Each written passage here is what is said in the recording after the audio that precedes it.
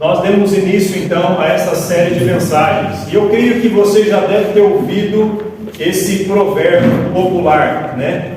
Diga-me com quem andas e eu te direi quem és. Talvez você já ouviu isso quando você estava crescendo, os seus pais falaram para você tomar cuidado com quem você anda na escola, né, suas amizades na adolescência, juventude. Isso aí não está na Bíblia, mas é um provérbio popular que tem raízes em outros provérbios, em outras partes na palavra de Deus. Por exemplo, Provérbios 13 e 20, você não tem que abrir lá, você pode anotar se quiser. Diz: o que anda com os sábios ficará sábio, mas o companheiro de tolos será destruído. Este é um provérbio, né? 13 e 20. Outro texto do Novo Testamento diz: não vos enganeis, as más conversações corrompem os bons costumes.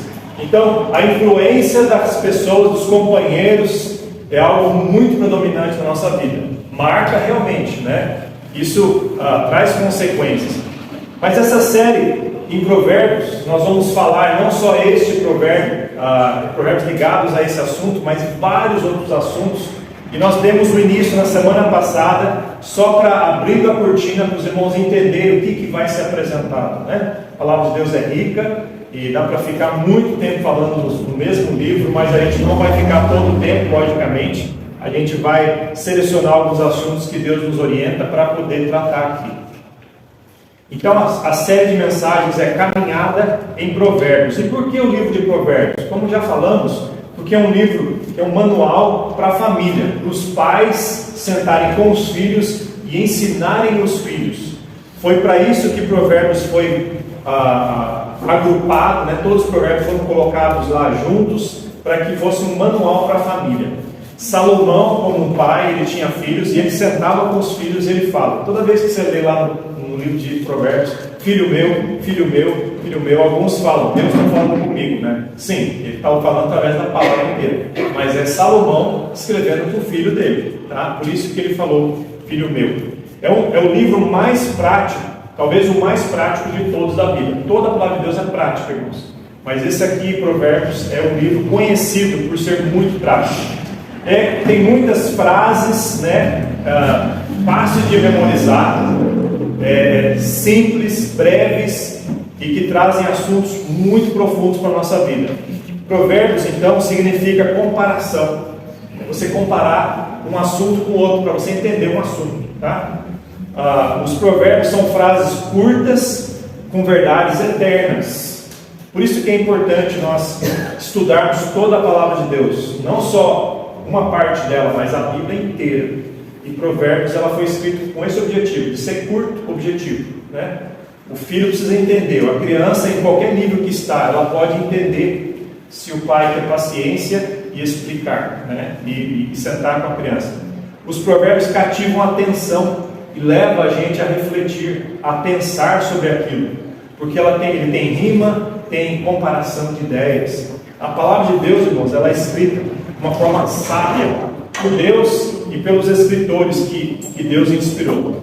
Quem é o autor de Provérbios? Salomão escreveu a maioria deles, irmãos. Mais de 90% dos provérbios foi escrito por Salomão. Ele foi o homem que foi considerado por Deus mesmo o homem mais sábio que já existiu na face da terra, tá, irmãos?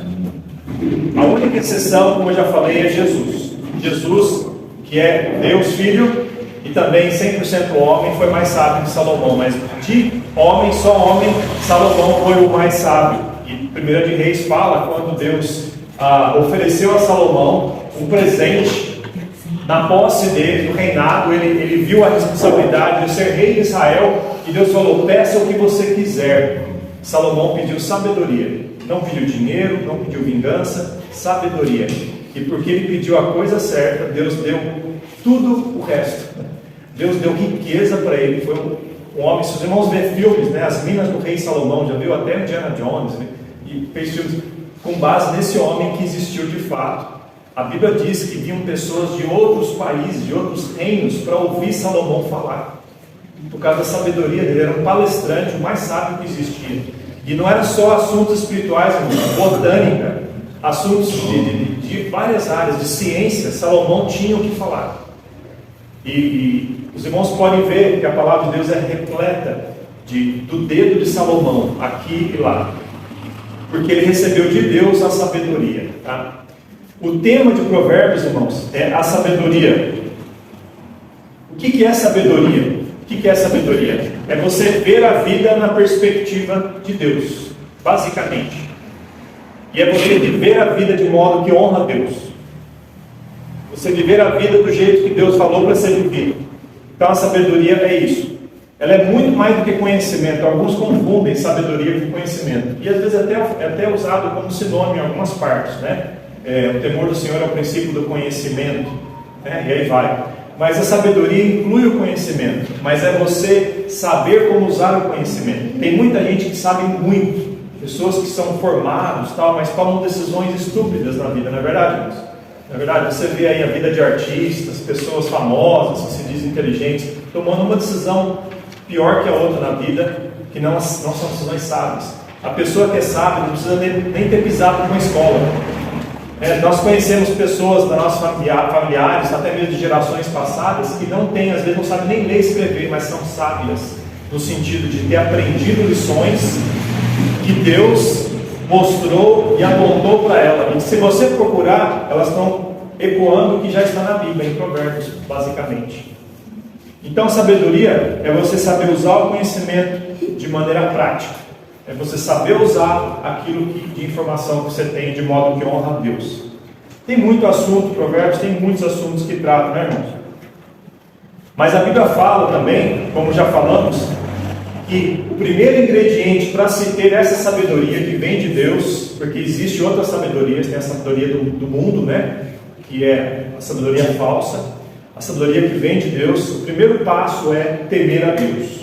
Não há como você ter a sabedoria se você não teme a Deus. Salomão temeu a Deus pelo fato de que ele pediu a Deus, ele buscou a Deus com fé e com obediência, e Deus deu a ele a sabedoria. Se ele não confiasse em Deus, ele não pediria, não responderia ao que Deus falou para ele. Deus falou, peço o que você quer. E Salomão então pediu com confiança, e Deus de fato deu, e Deus deu. Então o primeiro passo é temor ao Senhor. Os versículos que falam disso, tem vários, né? Mas o versículo 7 do capítulo 1 diz, o temor do Senhor é o princípio do conhecimento. Os loucos desprezam a sabedoria e a instrução. Capítulo 9, versículo 10 diz, o temor do Senhor é o princípio da sabedoria e o conhecimento do santo a prudência. Meu irmão, nós vemos muito que o temor do Senhor é muito realçado, porque é o primeiro passo antes de se ter a sabedoria. O temor do Senhor, irmãos, é muito mais do que ter medo de Deus, é o respeito a Deus. Semana passada eu falei que é aquele respeito que nos atrai, não que nos afasta de Deus, né? É o temor que puxa a gente perto de Deus, mas nos leva a Deus com reverência, com atitude, com o coração correto. Tem vários versículos que falam de temor a Deus, irmãos, e eu vou correr aqui e os irmãos anotem, tá bom? Vários versículos que falam sobre o temor a Deus.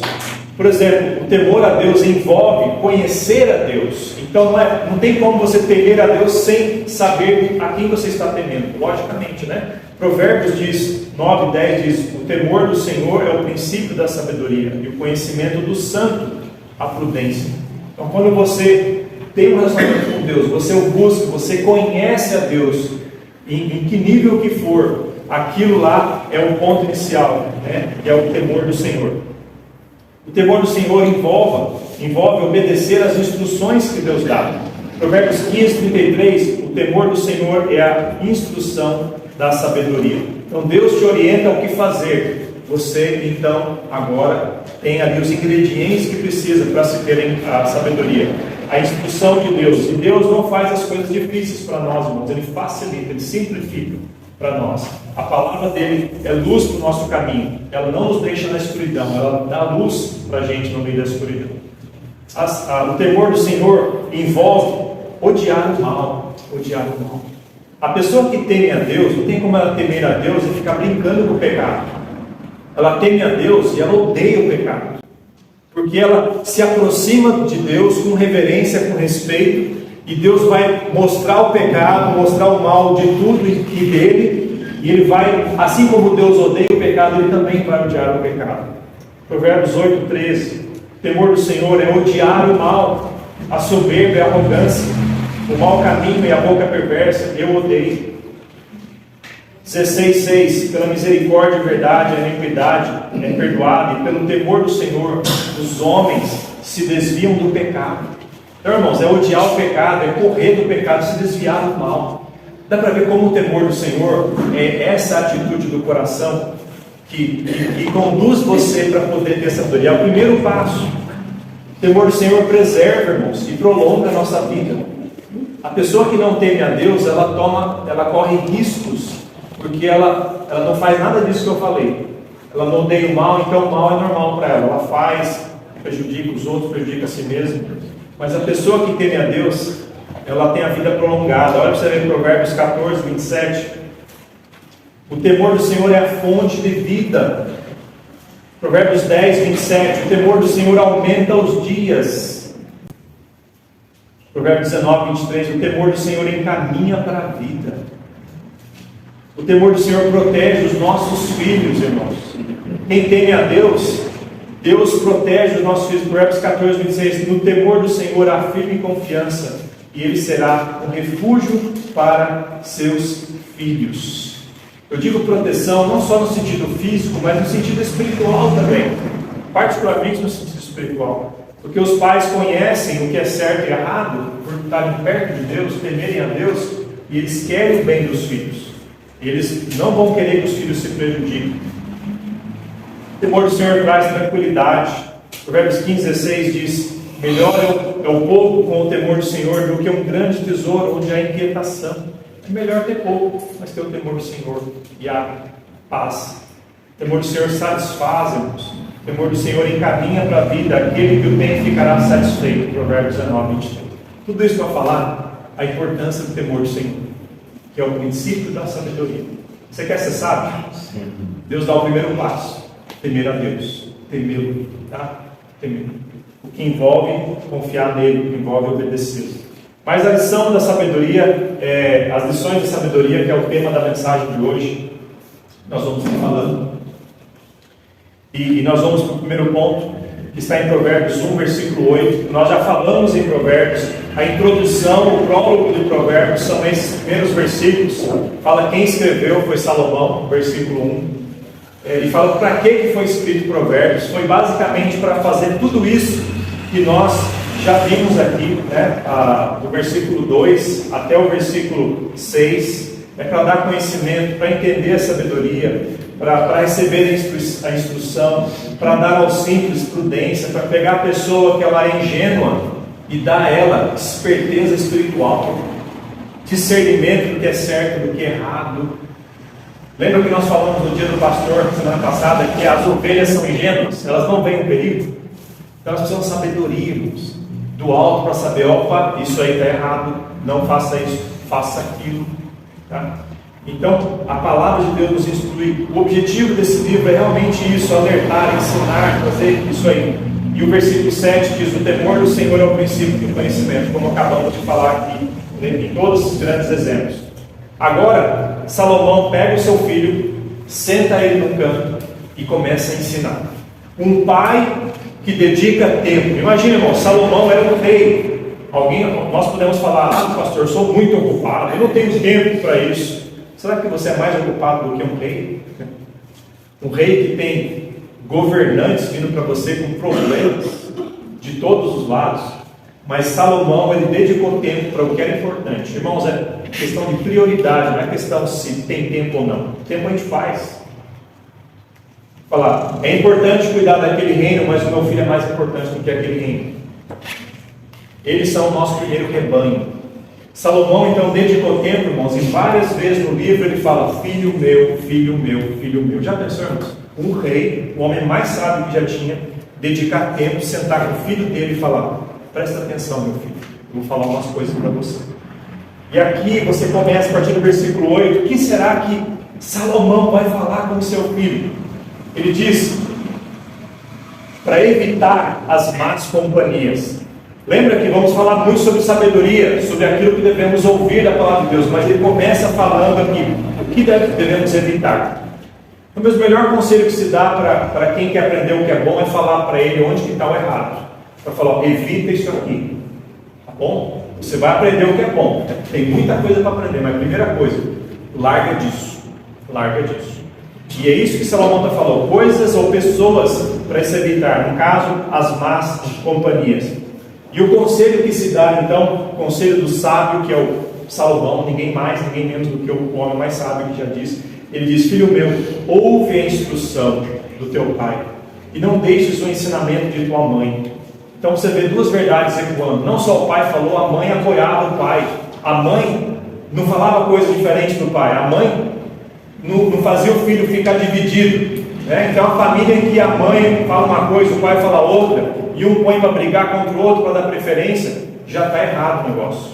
Então os dois têm que estar na mesma página, os dois têm que andar juntos. Salomão, ele falava para o filho e a mãe reforçava, e por isso que ele falou, ouve a instrução de teu pai, e não deixes os ensinamentos da tua mãe. Nós dois estamos juntos nisso, nós dois temos o que te falar. Então, duas ordens aqui, ouve e não deixes. Precisa explicar mais do que isso? Presta atenção, não abandone o que nós vamos falar para você aqui, tá bom? Quantas vezes você tem que repetir para os seus filhos uma verdade? Às vezes você até cansa de falar, né? Repetir. Mas é importante, irmãos. O conselho foi, ouve, não deixe. E por quê? Porque tem uma bênção. Se você ouvir, se você não deixar, versículo 2 diz, porque serão como diadema gracioso em tua cabeça e colares ao teu pescoço. Talvez você fale, pastor, eu não ligo para joias.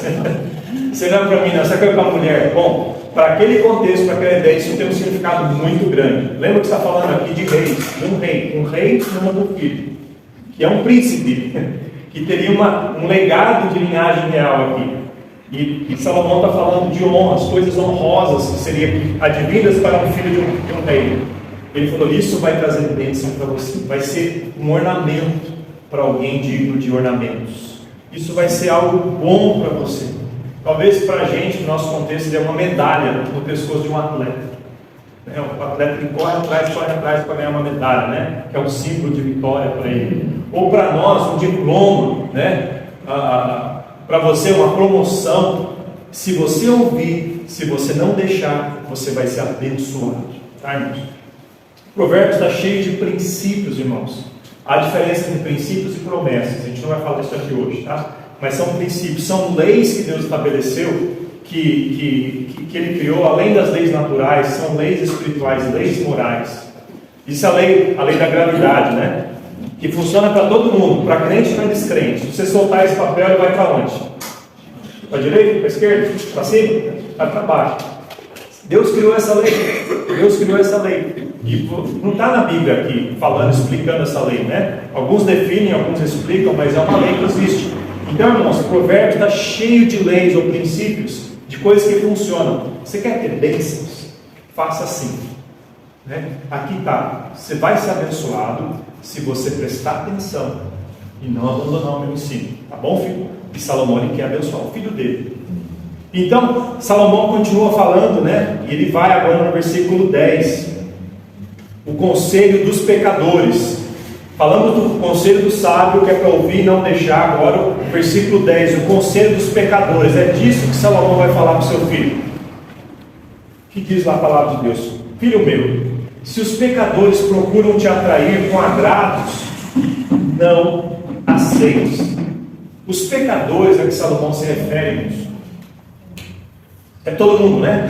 Todo mundo é pecador, não é verdade? Mas o que está falando aqui mais particularmente é aquele conhecido como alguém que anda no mal, aquele que tem estampado na vida, no caráter, na índole dele que ele é um pecador, uma pessoa que se desvia, uma pessoa que vive no pecado, tá? Todo mundo é pecador. Eu sou pecador, você é pecador, porque a gente peca, não é verdade? Mas há uma diferença de você pecar acidentalmente ou alguém que peca profissionalmente.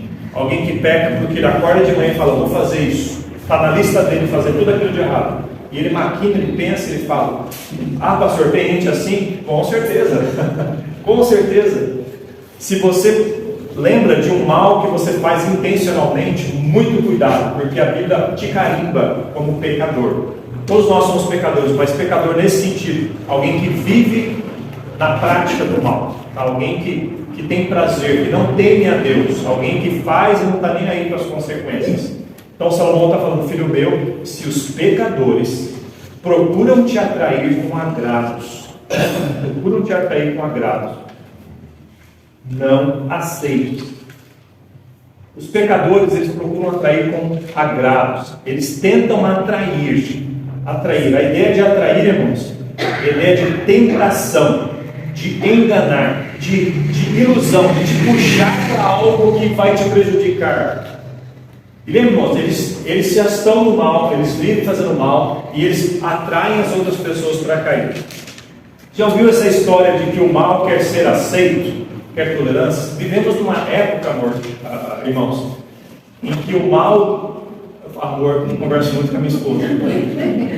E eu chamo minha mãe de amor e minha esposa de mãe toda hora assim. Mas eu amo os irmãos também, tá? Mas tem vivemos uma época, irmãos, em que a tolerância é a palavra que santa, né? Você não pode falar contra, você tem que ser tolerante. E o mal quer ser tolerado. Quer que você aceite de goela abaixo. E ai de nós se nós criticarmos. Porque somos cristãos. E vamos ser crucificados. Como já tem acontecido com políticos, com pessoas que às vezes têm um pouquinho de decência e falam a verdade e contra indecências e crucificam a pessoa e cancelam, né? Outra palavra nova, né? Por quê, irmãos? Porque o mal quer ser tolerado. Porque quanto mais tolerância o mal tem, mais normal aparenta. Só que nisso vai engolir os nossos filhos, vai engolir todos aqueles que nós amamos e nós mesmos. Eles vão se autodestruir. Então, Salomão está falando, se os pecadores procuram te atrair, não aceites. Devemos, irmãos, ensinar aquilo que o próprio Deus nos ensinou na primeira ordem que Ele deu. A palavra não. Alguns psicólogos falaram, isso vai causar trauma. Você não pode falar não para as pessoas. Deus falou, Deus ensinou. Falar não. Não é muito saudável, sabia? Muito importante falar não. Salomão está falando assim, não aceites. Você tem que ser firme. Se tem uma coisa ruim querendo te prejudicar, você pisa firme e fala, aqui não, aqui não. Nós temos milhares ou centenas de exemplos nas escrituras de pessoas que se posicionaram e falaram, não, eu não vou fazer isso, eu não vou crer nisso, eu não vou tomar esse rumo. Então, se os pecadores querem vir, querem nos atrair, não aceites. O mal quer companhia, irmãos. Não basta para quem está fazendo o mal a solidão. Eles querem desgraça dos outros. Já percebeu isso? Quem faz errado quer que um monte de gente vá para o buraco junto com eles. Então eles puxam todo mundo, vem aqui, me ajuda, lá que você vai ajudar, e puxa você também. É essa índole do mal. Quem tem o bem, muitas vezes tem vergonha de falar do bem ou da verdade para ajudar os outros, mas quem faz o mal quer que todo mundo vá também. Você já percebeu que quando a pessoa está lutando contra o alcoolismo, ela recebe pouco convite para ir na igreja, mas um monte de bebida de graça oferecida para os colegas de bar, porque é fácil o pecador conduzir, atrair o outro. Então Salomão fala, não caias. O outro conselho que Salomão fala com relação aos pecadores é que eles persuadem, irmãos, versículo 11, eles dizem o quê? Se disserem, vem conosco a tocaias de sangue, eles persuadem, eles usam de intimidação, a pressão do grupo que leva muitos a cair. Irmãos, não são só crianças, mas adultos querem ser aceitos em grupos, querem ter amizades. É tão ruim você ficar isolado, não é verdade? O período da Covid, mostrou para nós que nós somos seres relacionais, nós já sabíamos. Mas é doentio você não conseguir ter contato com pessoas. Chega uma hora você fica louco, porque Deus criou a gente para conversar, para ter comunhão, né? Para estar relacionado com alguém, para estar em relacionamentos. Então, às vezes, por causa dessa necessidade, nós fazemos coisas que não deveríamos fazer. A pressão do grupo nos leva a tomar decisões. E aqui, ele está convidando algo muito tentador. Vem conosco, ou seja, Vamos fazer parte. Você vai fazer parte dessa gangue, ou desse grupo, dessa turma aqui. E olha para que ele convida: a tocaias de sangue, embosquemos o inocente sem motivo, traguemo-los vivos como a sepultura, inteiros como os que descem a cova. O convite que esses homens estão fazendo, irmãos, é um convite muito ousado. Ele está falando para: vamos fazer coisa errada. Explique o que vai fazer. Nós vamos prejudicar, nós vamos roubar, matar e destruir. Eu falo em João 10:10, quem faz isso é quem? Nosso inimigo, né? Aqui o pecador está falando: nós vamos prejudicar, nós vamos fazer isso. Basicamente dando a ideia de que tudo bem, é bom. Ah, pastor, ninguém faz isso hoje em dia? Ah, tem sim, irmão. Tem, com certeza tem. Você vê pessoas que mexem com tráfico e vendendo, com tráfico humano, tráfico sexual, com tráfico de drogas, oferecendo bebidas e coisas mais. Essas pessoas, na verdade, estão usando frases diferentes, mas eles estão fazendo exatamente isso aqui. Quantos jovens, quantos adultos estão atolados nesse tipo de emboscada? Intimidação. Na escola, irmão, nós mandamos nossos filhos para a escola e quando chega lá, o filho volta com algumas coisas estranhas, porque chega lá, já tem um grupo formado, ou 10 grupos formados, e é uma pressão tão grande para ele ser aceito. Ele não quer ser quadrado, não quer ficar no canto, não quer ser um bobinho que não tem amizade com ninguém. Então ele vai ouvir as mesmas músicas, vai falar as mesmas coisas, vai ir para os lugares, vai fazer certas coisas, porque é difícil, irmão, se os pais não são firmes, e como Salomão fala, ó, não faça, não aceite, não aceite. O mal vai vir, a tentação é grande, o mal quer recrutar pela pressão e ridicularização, e não pela decisão voluntária. Satanás ele faz da mesma forma, ridicularização, e não uma decisão voluntária. Deus, quando nos chama, Ele nos dá liberdade, logicamente, né? Ele nos chama. Você não vai ver Jesus Cristo te empurrando na parede, te prendendo, né? Te ridicularizando. Ele vai falar as consequências. Ele vai falar: se você fizer isso, vai acontecer isso, se fizer aquilo, vai acontecer aquilo. E Ele, com a graça de Deus, nos conduz, nos dá o desejo para fazer o que é certo. Olha que bênção, isso é graça. Mas em nenhum momento você vai estar lá sem saber por que você foi. Você vai estar lá porque a decisão foi começada com Deus, mas você tomou a decisão. Foi genuína a sua. Tá, irmãos? Deus não tomou a decisão por você. Senão você não ia achar na Bíblia um monte de imperativo, né? Creia no Senhor Jesus, será salvo. Não é deixa Deus crer por você. Então a fé, a decisão, os passos são reais, mas Deus inicia, Deus te ajuda no processo, Deus te ajuda depois. Mas você faz parte disso aí. Tá? Você tem que crer, você tem que fazer a parte. Irmãos, o mal maquina, eles persuadem com palavras maquina. Se disserem, vem conosco, maquina o mal, né? Eles querem a crueldade, eles têm prazer no sangue, em prejudicar as pessoas. Ainda continua o conselho dos pecadores, versículo 13 ao versículo 15. 13 a 15, que diz lá: acharemos toda sorte de bens preciosos, encheremos as nossas casas de despojos. Então eles usam de desonestidade, instigando o roubo, a pegar atalhos que são ilegais, desonestos, né? E instigando a cobiça na vida da pessoa. Já acharemos toda a sorte de bens preciosos, encheremos nossas casas de despojos. Lança tua sorte conosco, teremos todos uma só bolsa. Olha, irmãos, que tentação, né? Filho meu, não te ponhas a caminho com eles, desvia os teus pés das suas veredas. Salomão fala para ele: filho, não só não faça, mas não se ponha perto dessas pessoas. Se você sente que essas pessoas estão perto de você, vá embora, fuja dessas pessoas. Essas pessoas não são amigas, elas estão aí para te prejudicar. Quando você está lendo a palavra de Deus, você vai perceber esse tipo de influência na sua vida. Você vai perceber esse tipo de influência na sua vida. Os pecadores agem com desonestidade, eles instigam você a fazer o mal. Devemos, irmãos, fugir do pecado já na primeira tentação, não aceitar agravos. A Bíblia está cheia de versículos que reforçam essa verdade. Salmo 119, 115: apartai-vos de mim, malfeitores, pois guardarei os mandamentos do meu Deus.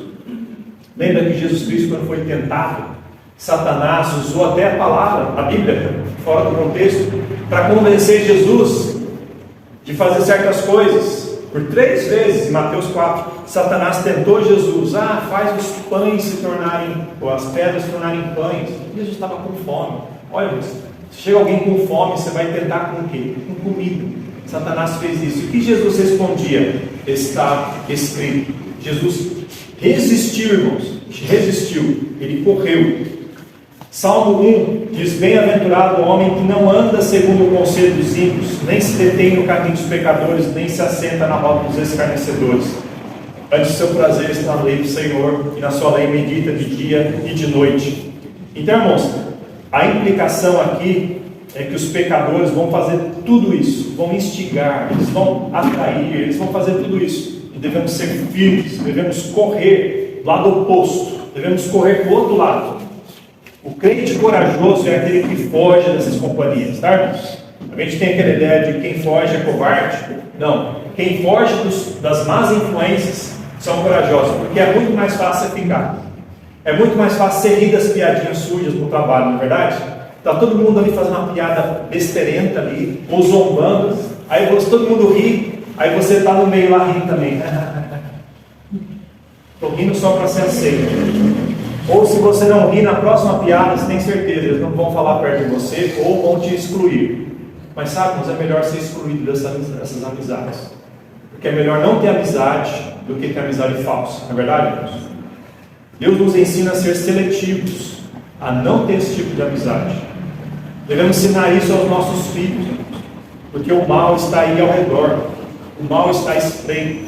Devemos ensinar isso para os nossos queridos, porque nós os amamos. A consequência, irmãos, de quem ouve isso, de quem aceita esse tipo de amizade, também está aqui, versículo 16 em diante. Porque os seus pés correm para o mal, e se apressam a derramar sangue. Na verdade, é inútil estender-se a rede ante os olhos de qualquer ave.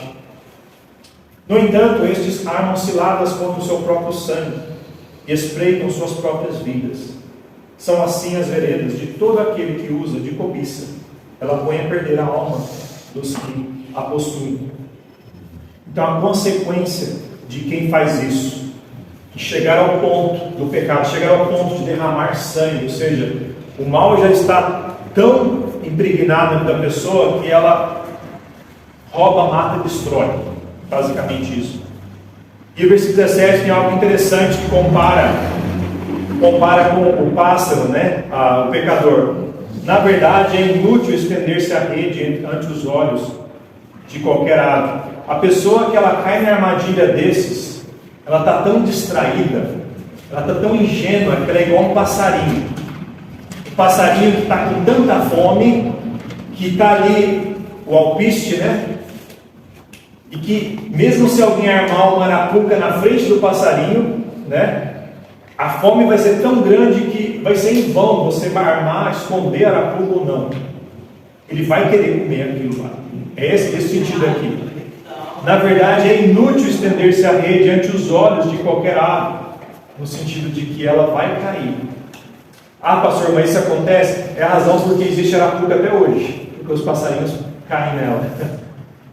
E aqui o sentido é, irmãos, a pessoa que está tão iludida no pecado, tão ingênua no pecado, e não ouve a advertência do Pai sábio, da palavra de Deus, ela vai ser ingênua a ponto de cair e ser pego. E quando é pego, irmãos, a consequência é grande. Porque tanto o pecador que faz esse mal, que leva os outros para o caminho ruim, quanto a pessoa que cai na armadilha vão sofrer as consequências. Diz aqui no versículo 18, que estes armam ciladas contra o seu próprio sangue, e espreitam suas próprias vidas. Parece que a pessoa está prosperando, parece que está bem, até porque os outros conseguiriam se visse que é só mal que acontece. A pessoa faz coisa errada, está vendo, olha, ele está bem, está cheio de dinheiro, olha lá, está feliz, olha a família dele, olha lá como é que está indo. Mas espera, tem a hora. Deus é juiz. As leis que Deus criou, irmãos, de jogar a semente, de colher, funcionam para todo mundo. Se você planta o mal, você vai colher a vida. Planta o bem, você vai colher o bem. E você não engana a Deus. A Bíblia fala isso, né? Aquilo que o homem semear, isso também ceifará. Meu irmão, na hora que chega a hora do mal, do pecador colher as consequências, do ingênuo que caiu na armadilha dele, vão colher as consequências também. É mais ou menos quando a polícia passa em frente a um grupo de malfeitores e tem alguém ali que só deu uma paradinha, sabe? A polícia não quer nem saber se você deu uma paradinha, se você está conversando, se é o seu vizinho que está ali. Ele vai pôr todo mundo na parede, vai revistar, ele vai levar todo mundo até você explicar que você não é, já vai passar muito tempo, né? Então, irmãos, o cuidado que Salomão está é que devemos fugir. A sabedoria começa, irmãos, não só falando para seguirmos Deus, mas para fugirmos do mal, né? Fugirmos do mal. A aplicação para nós, irmãos, da mensagem da palavra de Deus de hoje é: não sejamos sábios aos nossos próprios olhos. Não sejamos sábios tudo. Ah, pastor, eu sei muito bem o que é má companhia, eu sei muito bem o que é má influência, o que é má conversação. Sejamos humildes e aprendamos na Bíblia. Será que eu não tenho mais coisas para aprender? Será que todo mundo com quem eu tenho amizade são pessoas que me levam para perto de Deus ou pessoas que me afastam de Deus? Com essas pessoas que me afastam de Deus, eu deveria ficar mais próximo ou deveria me afastar? Devemos sim evangelizar, devemos influenciar, mas não sermos influenciados. A Bíblia está cheia de princípios, irmãos, falando que nós somos do mundo, no mundo, mas não devemos ser do mundo. Não devemos amar este mundo, mas devemos amar as pessoas deste mundo, a ponto de influenciarmos a ela. E ter um momento de nos afastarmos, que é a melhor forma de sermos uma ajuda para essas pessoas, nos afastarmos. A sabedoria de Deus começa com temor a Ele. Nos aproximarmos de Deus com reverência e nos afastarmos, odiarmos o pecado, odiarmos o mal e aqueles que não temem a Deus e vivem no mal. Ensinar os nossos filhos, irmãos, e as outras pessoas através do nosso exemplo. Né? Se nós lemos a Bíblia, nós temos amizades com pecadores ou malfeitores que não temem a Deus, e isso não nos incomoda, isso é normal, eles até endossam ou até apoiam o que as pessoas fazem, isso vai ser um mau testemunho até para os que nos assistem, né? Devemos lembrar de tudo isso, irmãos. E o ponto ouro aqui, chave, é que tudo que nós aprendemos sobre Provérbios foi vivido por Jesus Cristo, o nosso Salvador. Nada que nós aprendemos na Bíblia, irmãos, devemos fazer e cumprir, não foi primeiro cumprido e obedecido pelo nosso Salvador Jesus Cristo. Jesus foi, além de Salomão, acima de Salomão, o mais sábio que já existiu. Ele ouviu e obedeceu. Lembra que Salomão falou: filho, ouve, não deixe. Jesus Cristo ouviu e obedeceu o Pai em todos os dias que ele estava aqui. Jesus Cristo, ele é a sabedoria de Deus. 1 Coríntios 1,30 diz: mas vós sois dele em Jesus Cristo, o qual para nós foi feito por Deus sabedoria e justiça e santificação. Colossenses 2,3 diz: em quem estão escondidos todos os tesouros da sabedoria. Jesus Cristo, ele é a sabedoria, e nele é contida toda a sabedoria. Jesus Cristo, ele resistiu o pecado, ele soube dizer não para o que era errado.